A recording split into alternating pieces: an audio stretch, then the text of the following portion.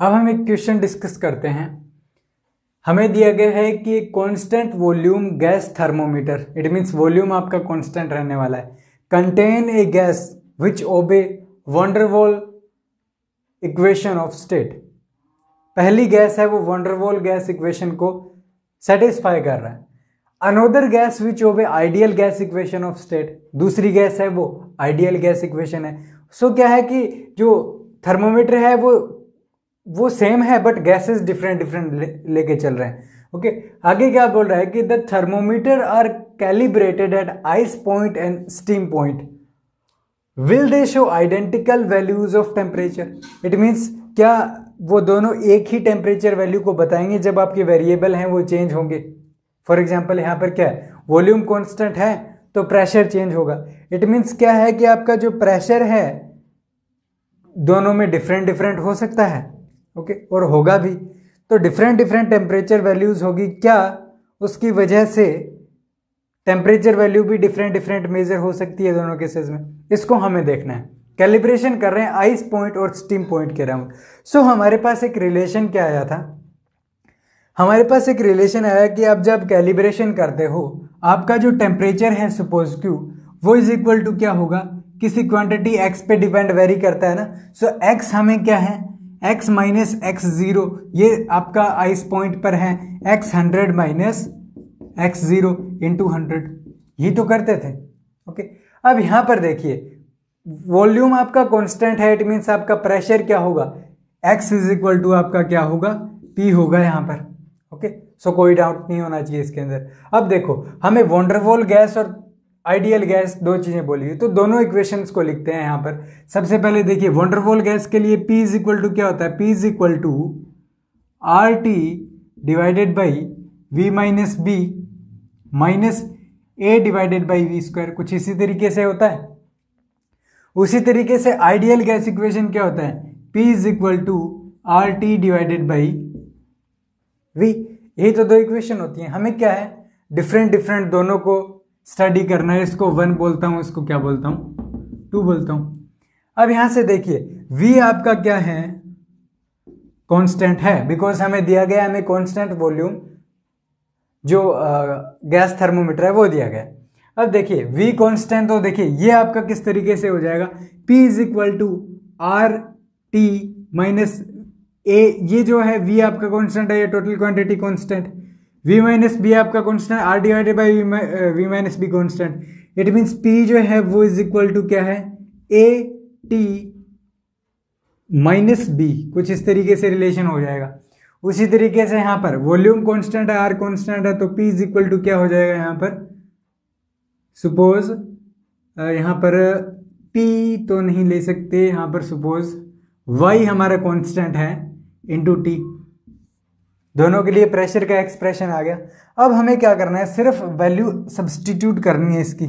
Okay, अब सबसे पहले यहां पर वैल्यू सब्सटीट्यूट करते हैं। यहां पर Q इज इक्वल टू कितना आ गया, X कितना है, ए टी माइनस बी, और X नोट कितना आ जाएगा, T की जगह 0 रखिए, ये आपका 0 माइनस बी। अब ये जो B है इस वाले B को कैंसिल कर देगा। सो हमारे पास क्या बचा कि एक बार इसको लिख देते हैं अपन, A T minus B minus ये 0 माइनस बी यहां पर आ जाता है, डिवाइडेड बाई देखिए कितना आएगा, x 100 करना है, देन यहां पर कितना हो जाएगा,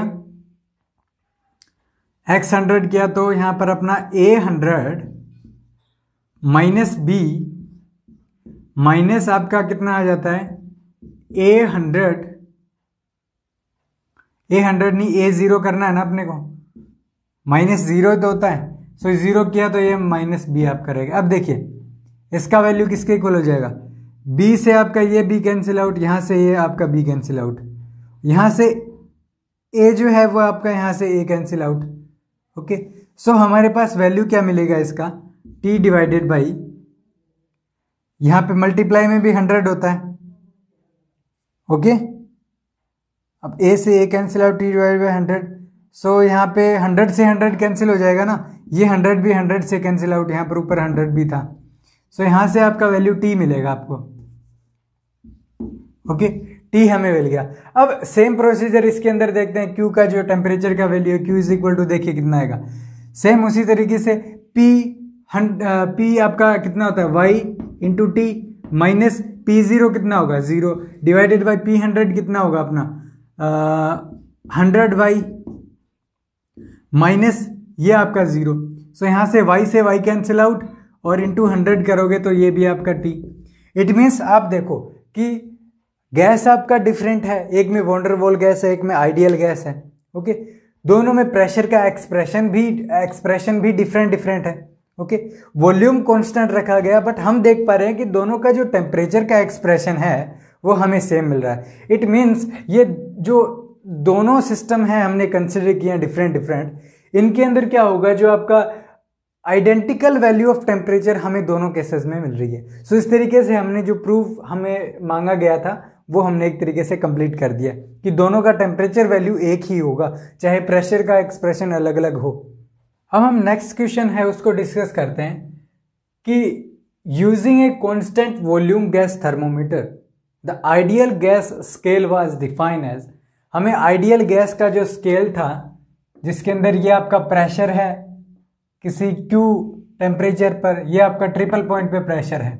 ओके, सो कांस्टेंट वॉल्यूम दिया गया, वॉल्यूम कांस्टेंट रहता है इसीलिए प्रेशर आपका वेरिएबल है। ओके, कुछ इस तरीके से डिफाइन किया गया है where theta Q is equal to आपका डिग्री सेल्सियस में आपका टेम्परेचर होगा। अल्फा है वो 3.661 इंटू 10⁻³ पर डिग्री सेल्सियस है। ओके, बिकॉज ये वाली क्वांटिटी यूनिट लेस होनी चाहिए, सो ये डिग्री सेल्सियस है तो ये पर डिग्री सेल्सियस होना चाहिए, तभी यूनिट लेस क्वांटिटी होगी है। ओके, अब हमें क्या बोल रहा है, calculate the temperature at which PQ is equal to 0। हमें निकालना है कि P जो है वो अगर 0 हो PQ, देन हमारा Q का वैल्यू कितना होगा वो फाइंड आउट करना है, और फिर बोल रहा है find out the expression. Okay, so ये एक इंपॉर्टेंट पॉइंट है। अब देखिए, अब सबसे पहले हम चेक करते हैं कि PQ हमारा कितना है। PQ is equal to P triple point 1 plus alpha Q। अब देखिए यहां से ये क्वांटिटी को 0 करता हूं, देन देखिए आपका PTR भी 0 में चला जाता है। इट मीन्स आपका जो Q है वो is equal to -1 divided by alpha आएगा। ओके, अल्फा का वैल्यू दिया गया है आपको, अल्फा का वैल्यू सब्सटीट्यूट करोगे आपको एक कांस्टेंट वैल्यू मिल जाएगी डिग्री सेल्सियस में उस टेम्परेचर की। इसका जो वैल्यू है वो आपका आता है -273.149। ओके, ये वैल्यू आता है उसका। अब देखिए Q हमारे पास टेम्परेचर आ गया, ये टेम्परेचर होगा आपका डिग्री सेल्सियस में। ओके, अब देखिए अब हमें फाइंड आउट करना है एक्सप्रेशन क्या होगा। एक्सप्रेशन के लिए देखते हैं, इस इक्वेशन को देखते हैं कि PQ divided by PTR is equal to 1 plus में अल्फा Q। यहां से alpha Q is equal to कितना हो जाता है, PQ डिवाइडेड बाई PTR -1। यहां से Q हमें निकालना है, Q is equal to 1 divided by alpha, और यहां से आपका PQ डिवाइडेड बाई PTR -1। अब देखिए अब क्या करते हैं, 1 डिवाइडेड बाई अल्फा का मल्टीप्लाई करते हैं, तो 1 डिवाइडेड बाई अल्फा ये नेगेटिव है, इस वाली साइड जाएगा, पॉजिटिव हो जाएगा। So it means Q plus 1 divided by alpha, okay, is equal to कितना हो गया यहां से 1 divided by alpha PQ divided by PTR। Okay, अब देखिए कि Q plus 1 divided by alpha का वैल्यू कितना है 273.149। ओके, और ये आपका Q है। अब ये Q प्लस ये इसका यूनिट किस में है, डिग्री सेल्सियस में है। Okay, is equal to 1 divided by alpha किसके इक्वल होगा 273.149। ओके, और यहां पर आपका PQ divided by PTR। Okay, ये आ जाता है। अब देखिए ये जो क्वांटिटी है ये आपकी क्या होनी चाहिए, डिग्री सेल्सियस में भी हो सकती है या फिर आप इसको केल्विन में भी लिख सकते हो।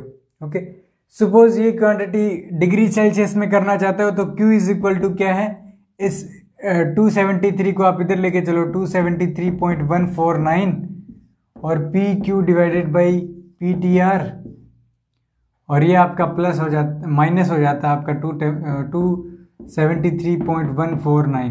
ओके, अगर आप केल्विन में वैल्यू निकालोगे देन आपका केल्विन में वैल्यू देखिए कितना आएगा, बिकॉज इस रिलेशन में यहाँ पर जो वैल्यू आने वाली है वो हमेशा किस में होती है, केल्विन में होती है, डिग्री सेल्सियस में नहीं होती ना यहाँ वैल्यू। यहाँ पर आपका केल्विन में हमने लिखा था कितना होता है आपका टेम्परेचर 273.16 आता था ट्रिपल पॉइंट वाटर के केस में। इट मीन्स ये वैल्यू भी आपकी किस में होनी चाहिए, केल्विन में होनी चाहिए। ये आपका किस में है, डिग्री सेल्सियस में आया है अभी तक, क्यों किस में है, डिग्री सेल्सियस में। अब हम क्या करते हैं, दोनों तरफ क्या करना पड़ेगा, हमें ऐड करना पड़ेगा 273.16, दोनों साइड अगर आप ऐड करोगे देन हमें क्या है वो वैल्यू मिलेगी किसमें, केल्विन में। ओके, या फिर अगर आप 273 की जगह आप यही कर दो सिंपली, कोई प्रॉब्लम नहीं है, 273 अगर ऐड कर दोगे तो भी हो जाता है। ओके, सो नॉर्मली हम 273 करते हैं, सो इसमें ऐड करेंगे तो ये आपका किस में हो जाता है, डिग्री केल्विन में चेंज हो जाएगा। उसी तरीके से 273.149 और ये आपका P Q divided by P T are, और माइनस देखिए अब यहाँ से 273 ऐड करेंगे तो ये आपका 273 कैंसिल, बट यहाँ पर आपका 0.149 ये जो क्वांटिटी है ये आपकी रह जाती है। और अगर आप 16 ऐड करोगे सो इसके अंदर देखिए आपको और यहाँ से ज़्यादा वैल्यू कितनी हो गई, इसमें से 273.160 से सब्ट्रैक्ट करना होगा, यहाँ से आपका 111। ओके, सो इस तरीके से जो वैल्यू है वो हमारा आ जाएगा प्लस में 0.11। ये एक तरीके से नेग्लिजिबल वैल्यू ही है, एक तरीके से कंसिडर करें। सो नॉर्मल जो है वो क्यू डिग्री केल्विन में 273.149 P Q divided by P T are, ये वैल्यू हमारे पास इस मेथड से आती है। ओके, सो फॉर्मूला हमने देख लिया, बट ओरिजिनली हमने चेक किया था वाटर के ट्रिपल पॉइंट से, देन क्यू डिग्री केल्विन हमारा आता कितना था, कांस्टेंट वॉल्यूम वाले थर्मोमीटर के केस में 273.16 P Q divided by P T R. So कुछ एक तरीके से थोड़ा बहुत एरर जरूर आ रहा है। ओके, थोड़ा बहुत एरर आएगा। ओके, बट ये एक्सप्रेशन होगा इस केस के लिए। ओके, सो इस तरीके से जो क्वेश्चन था हमने सोल्व कर दिया। अब हमारे पास नया क्वेश्चन आता है कि हमारे पास क्या दिया गया है कि stretch of railway track in Thar desert is laid without expansion. It means क्या है कि हमने कुछ इस तरीके से ट्रैक बनाया कि वो एक्सपेंड कर ही नहीं सकता, इतना क्लोजली हमने उसको क्या किया है, अटैच किया है जो रेलवे लाइन है उनको। Okay, the days are hot and nights are cold with the temperature difference of 20 degree Celsius. Okay, calculate the change in tension in rails between day and night of length of the track remains constant। length जो है track की वो remain constant रहती है। Area दिया गया है cross sectional area, young modulus of elasticity दिया गया है, और अल्फा जो है लीनियर एक्सपेंशन कितना होगा उस एलिमेंट में वो हमें दिया गया है। ओके, सो इस तरीके की किसी भी प्रॉब्लम में जहाँ पर आपको एक्सपेंशन फाइंड आउट करना हो, टेंशन फाइंड आउट करना हो, कितने लेंथ इंक्रीज होगी आपकी, एक तरीके से कितना डिफ्लेक्शन आएगा उसके लेंथ में, सो ऐसी चीज़ें हैं उनके अंदर हमने एक डेरिवेशन किया था जिसके अंदर जो टेंशन फोर्स का एक्सप्रेशन आया था हमारे पास कि जो चेंज इन टेंशन फोर्स है वो इज इक्वल टू किसके लिए इक्वल आया था, A into Y divided by L into D L minus A Y into alpha into D T. Okay, कुछ इस तरीके से एक्सप्रेशन आया था हमारे पास, कितना आपका उसके अंदर जो टेंशन फोर्स है वो उसका अंदर कितना डिफरेंस होगा। ओके, ये सारी क्वांटिटीज हमको पता है। ओके, अब इस सिस्टम में तो हमें स्पेसिफाई किया हुआ है पहले से कि ट्रैक का जो लेंथ है वो कांस्टेंट रहता है हमेशा के लिए, कि इतना क्लोजली हमने उनको किया है तो एक्सपेंड भी करेगा तो टेंशन इंक्रीज डिक्रीज हो सकता है, बट डीएल जो है वो आपका कांस्टेंट रहने वाला है। सो DL आपका 0 हो जाएगा, तो ये क्वांटिटी आपकी 0 हो जाती है।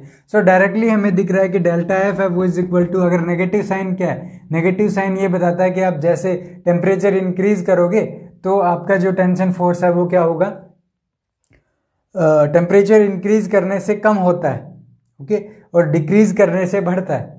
बट यहाँ केस में, इस केस में हमारे पास क्या, इस तरीके से जॉइंट है दोनों जो रेलवे लाइंस हैं, ओके। टेम्परेचर हमारा जो dt है वो कितना है, dt is equal to -20 degree Celsius है, ओके। सो अगर इनका वैल्यू अगर हम पुट करेंगे देन देखिए कितना आएगा। सो हमारे पास ay alpha into D T है, ओके। सिर्फ आपको क्या करना है, सारी कांस्टेंट क्वांटिटीज हैं उनका वैल्यू पुट करना है, और जो जितना फोर्स होगा या फिर जो टेंशन जो डिफरेंस होगा, टेंशन कितना आएगा डे और नाइट के बीच में, वो हमारे पास आ जाता है। और इसका जो न्यूमेरिकल वैल्यू है वो 1.15 इंटू 10⁵ न्यूटन आ जाता है, ओके। सो इस तरीके इतना अमाउंट जो है वो आपका किस में आएगा, टेंशन फोर्स में आएगा। अब देखिए ये जो इक्वेशन है हमने इसको सॉल्व तो कर लिया प्रॉब्लम को, बट क्या है कि और डिफरेंट टाइप के इक्वेशन भी आ सकते हैं, ओके। अब अगर हम इसका यूज़ देखें इस इक्वेशन का, ओके, अगर इसके एप्लीकेशंस देखें कहाँ कहाँ यूज़ हो सकता है। वैसे आपको पता है कि टेम्परेचर डिफरेंस निकालना हो, कितना लेंथ में डिफरेंस है वो निकालना हो, या फिर जो आपका टेंशन में डिफरेंस है वो निकालना, तो इस तरीके की जो क्वांटिटीज हैं वो आप नॉर्मली फाइंड आउट कर सकते हो अगर आपको cross sectional area, young modulus और अल्फा और लेंथ अगर उनका दिया हो मटेरियल का, ओके। अब इसके फिजिकल यूज़ या फिर इसके एप्लीकेशन देखते हैं कहाँ हो सकते हैं, ओके। इसका सबसे इम्पोर्टेंट एप्लीकेशन होता है कि जो सबसे पहले जो रेलवे लाइन्स हैं उनको क्या है, थोड़ा सेपरेटली थोड़ा डिफरेंस रखा जाता है, ताकि अगर वो एक्सपेंड करें तो क्या है वो एक दूसरे के टच न करें, ताकि क्या उस रेलवे लाइन में किसी भी तरीके का टेंशन में डिफरेंस ना आए, ओके। उसी तरीके से जो बिजली के वायर्स होते हैं उनको थोड़ा लूज रखा जाता है, न कि टाइट, ताकि अगर वायर जो है वो एक्सपेंड हो या फिर एक तरीके से कंप्रेस हो थोड़ा, देन किसी भी तरीके का टेंशन न आए उस वायर के अंदर, ओके। बिकॉज टेम्परेचर के साथ आपका जो टेंशन फोर्स है वो क्या है, चेंज होता है, ओके। और इसका अगर डेली लाइफ में यूज़ देखें, देन अगर फॉर एग्जांपल अगर किसी बोतल का अगर कैप क्या है कि क्लोज हो गया हो बहुत ज़्यादा, देन अगर उसको थोड़ा गर्म करके अगर हम खोलेंगे तो इजी रहता है, ओके। और ब्लैक स्मिथ जो है वो क्या है कि जो अपने टायर्स होते थे पुराने ज़माने में, जो लकड़ी के टायर्स होते थे वो क्या है घिस जाते थे, तो उनके लिए क्या है वो एक लोहे की रिम उसके ऊपर लगाते थे, तो उसमें भी लीनियर एक्सपेंशन का यूज़ होता था कि जैसे ही उसको हीट किया तो रिम क्या है एक्सपेंड हो जाती थी, ओके। जैसे ही टेम्परेचर डिक्रीज करते थे तो वो वापस उसके ऊपर क्या है एक तरीके से स्टिक हो जाती थी जो आपका व्हील है उसके ऊपर, ओके। सो एक तरीके से इम्पोर्टेंट जो एप्लीकेशंस हैं वो इसके अंदर यूज़ हो सकते हैं। मेनली जो कंस्ट्रक्शंस होते हैं बड़े बड़े उनके अंदर ये मेनली यूज़ होता है, ओके। सो ये जो फॉर्मूला है इसका बहुत बड़ा यूज़ है। आप टेंशन में कितना जो चेंज है वो आएगा, कितना लेंथ में चेंज आएगा विद रिस्पेक्ट टू टेम्परेचर, ये सारी चीज़ें आप कैलकुलेट कर सकते हो उस एलिमेंट के लिए, उस सिस्टम के लिए, ओके। अब हम नेक्स्ट क्वेश्चन है उसको डिस्कस करते हैं कि हमें प्लेटिनम टेम्परेचर वेरिएशन है प्लेटिनम का रेजिस्टेंस, प्लेटिनम में रेजिस्टेंस का जो वेरिएशन है विद रिस्पेक्ट टू टेम्परेचर वो कुछ इस तरीके से दिया हुआ है क्वाड्रेटिक इक्वेशन के रूप में, ओके। अल्फा हमें दिया गया है, बीटा हमें दिया गया है, आर नोड हमें दिया गया वैल्यू। अब ये बोल रहा है कि आपको फाइंड आउट करना है टेम्परेचर का वैल्यू इस पे, ओके। सो आपको करना क्या है कि आर का वैल्यू आप यहाँ पुट करो, आर नोड का वैल्यू, अल्फा बीटा का सब का वैल्यू पुट करो, ओके। और आपको इक्वेशन है वही कुछ क्वाड्रेटिक इक्वेशन के रूप में मिलेगा। जब आप इसको सॉल्व करोगे तो हमारे पास कुछ इस तरीके की इक्वेशन आएगी हमारे पास, ओके। क्वाड्रेटिक इक्वेशन है, ओके, टी स्क्वायर टी और यहाँ पर 0 है। सो इसको हम क्या लिख सकते हैं, इसको A T square plus B T plus C is equal to 0। इसके जो रूट्स हैं टेम्परेचर की जो वैल्यू है वो किसके इक्वल होती है, -b plus minus √b square minus 4ac divided by 2a, okay. So जो जो क्वांटिटीज हैं इस इक्वेशन में आप सबकी वैल्यू पुट करो और आपके पास T1 और T2 का जो वैल्यू है वो सॉल्व करने के बाद हमारे पास आ जाएगा। सो आप जो वैल्यूज़ हैं T1 T2 की वो वैल्यूज़ हमारे पास आती हैं 78.95 डिग्री सेल्सियस, एक आता है 6.76 इंटू 10⁻³ डिग्री सेल्सियस। बट हमें पता है कि इसका जो टेम्परेचर है उसका वैल्यू तो एक ही होने वाला है, दो तो टेम्परेचर वैल्यू पे एक रेजिस्टेंस हो नहीं सकता। सो इन दोनों में करेक्ट वैल्यू कौन सी होगी? देखिए ये जो वैल्यू है हम यहाँ पर क्या है वाटर का जो टेम्परेचर है वो मेजर कर रहे हैं। ओके, सो वाटर के केस में क्या है 100 डिग्री सेल्सियस तो क्या है आपका चल जाता है 100, ये आपका 78.95 है। बट इतना ज़्यादा टेम्परेचर वाटर का एक तरीके से पॉसिबल ही नहीं होता, बट अगर आप करोगे तो भी एक तरीके से वेपर बन जाएगा, वो तो वेपर प्रेशर होगा, वेपर का टेम्परेचर होगा ये तो। बट हमें वाटर का चेक करना है तो यही हमारे पास वैलिड आंसर आता है ना कि ये नीचे वाला, ये हमारे लिए रॉन्ग होगा इस सिस्टम के लिए। ओके, अदरवाइज हो सकता है आपको नेगेटिव वैल्यू मिले। ओके, इट मीन्स अगर आपको 78 यहाँ पर मिलता कुछ ना कुछ इसके अराउंड मिलता, ऐसा पॉसिबल नहीं है, बिकॉज इसके अराउंड अगर मिलता भी ना तो नेगेटिव होता या कुछ ऐसी वैल्यू होती जो पॉसिबल नहीं होती। इट मीन्स ओनली एक सिंगल टेम्परेचर की वैल्यू पे ही आपका एक जो पर्टिकुलर रेजिस्टेंस है वो मिलेगा। ओके, इट मीन्स ये सिंगल वैल्यूड फंक्शन होना चाहिए जो भी हम यहाँ पर इक्वेशन ऑफ स्टेट को डिफाइन करेंगे वो। ओके, सो इस तरीके से हमारा जो क्वेश्चन है वो कंप्लीट हो जाता है। अब नेक्स्ट क्वेश्चन देखते हैं कि हमारे पास एक थर्मोकपल दिया गया है जहाँ पर आपका टी जो है वो एक तरीके से डिफरेंस बताता है जो आपकी जो थर्मोकपल की दो प्रोब्स होती हैं उनके बीच में। ओके, अब यहाँ पर ईएमएफ जो है वो कुछ इस रिलेशन से दिया गया है कि E = C1t + C2t²। एक तरीके से क्वाड्रेटिक रिलेशन है between EMF and temperature. Okay, अब हमें C1 का न्यूमेरिकल वैल्यू दिया गया है, C2 का दिया गया है। अब ये जो C1 C2 हैं ये क्या होते हैं? थर्मो इलेक्ट्रिक कांस्टेंट होते हैं, और ये एक पर्टिकुलर थर्मोकपल के लिए जो उनके अंदर मेटल यूज होता है, मेटल पेयर्स यूज होते हैं, उनके लिए एक पर्टिकुलर वैल्यू होती है, डिफरेंट सब एलिमेंट्स के लिए डिफरेंट होती है। ओके, अब हमें बोल रहा है कि इतनी ईएमएफ वैल्यू अगर हम मेजर करते हैं थर्मोकपल के अंदर, देन उस केस में हमारे पास टेम्परेचर का वैल्यू कितना होगा उस केस में। और हमें दिया गया है कि आपका जो कोल्ड जंक्शन है थर्मोकपल में वो आपका आइस पॉइंट पर रखा गया है, और जो सेकंड पॉइंट है वो आपका ऑब्वियसली हॉट पॉइंट होगा, तो उस हॉट पॉइंट का हमें टेम्परेचर फाइंड आउट करना है। ओके, सो देखिए यहाँ पर हमें तो दे दिया आपका आइस पॉइंट। ओके, बट हो सकता है ये आपका आइस पॉइंट न हो। ओके, हो सकता है आपने इसको 20 डिग्री सेल्सियस पर रखा हो, कि डिफरेंट पॉसिबिलिटी बन सकती है ना। अब यहाँ पे देखिए टी जो है वो डिफरेंस है। ओके, सो T = क्या है? T hot minus T cold. Okay, और कोल्ड वाले में हमने आइस पॉइंट लिखा है इसलिए आपका T हॉट के इक्वल ही T आ जाता है। ओके, बट अगर ऐसा न हो देन हम क्या करेंगे, इसको T hot minus T cold जो है उसका वैल्यू हम T की जगह पुट करेंगे। ओके, फॉर एग्जाम्पल इसको हम करते हैं तो 20 वाले केस को कैसे करते हैं, इसको सपोज T हमारा टेम्परेचर हमें फाइंड आउट करना है हॉट जंक्शन का -20। ओके, ये जो है ये हम T की जगह इसका वैल्यू पुट करते हैं, बट हमें पता है अब हमारे पास क्या है, दोनों सेम ही है T और T हॉट जंक्शन का, तो यहाँ पर किसी भी तरीके का कोई सब्स्टिट्यूशन करना जरूरी नहीं है। ओके, सो हम कह सकते हैं कि E का वैल्यू यहाँ पर क्या है, ये है, इसका वैल्यू पुट करो, C1 C2 का वैल्यू पुट करो, तो हमारे पास क्या एक क्वाड्रेटिक इक्वेशन मिलेगा T² की टर्म्स में। सो जैसे ही आप कैलकुलेट करोगे तो आपके पास T1 और T2 का वैल्यू कुछ इस तरीके से आ जाता है कैलकुलेशन करने से। अब यहाँ पर देखिए हमें डिसाइड करना पड़ेगा T1 T2 में से किसी एक को, बिकॉज एक पर्टिकुलर ईएमएफ पे एक ही टेम्परेचर हो सकता है। ओके, सो कौन सा वैल्यू होगा?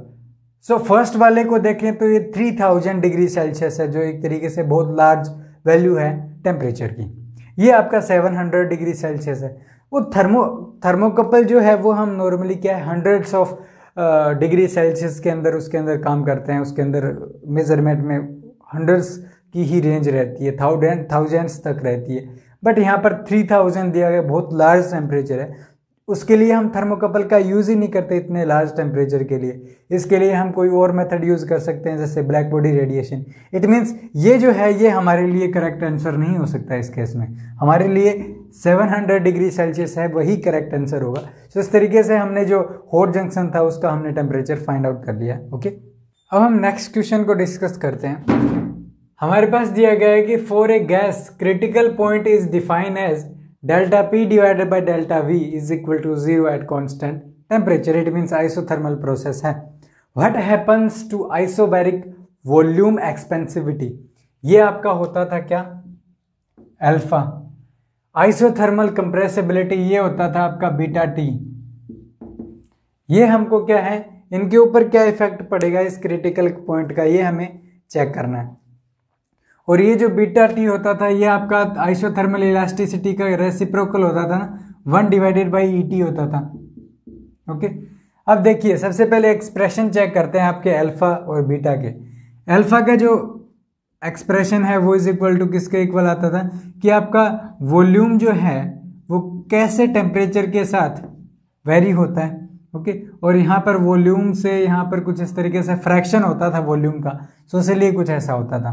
ओके, ये आपका आइसोबैरिक प्रोसेस में होता है। उसी तरीके से आइसोथर्मल प्रोसेस में ET जो है आपका आइसोथर्मल इलास्टिसिटी वो आपके किसके इक्वल होता था कि आपका जो डेल्टा P है divided by delta V into आपका V और कांस्टेंट टेम्परेचर। इसको अगर रेसिप्रोकल करता हूं then beta T is equal to किसके इक्वल आ जाता है आपका 1 divided by V delta V divided by delta P और ये आपका T।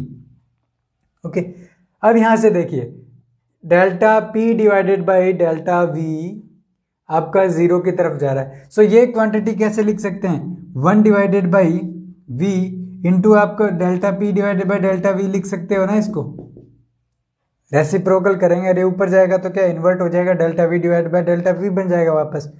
ये वाली जो क्वांटिटी है वो हमें दिया गया 0 है। इट मीन जैसे ये 0 की तरफ जाता है आपका बीटा T जो है वो भी आपका इन्फिनिटी की तरफ मूव करता है।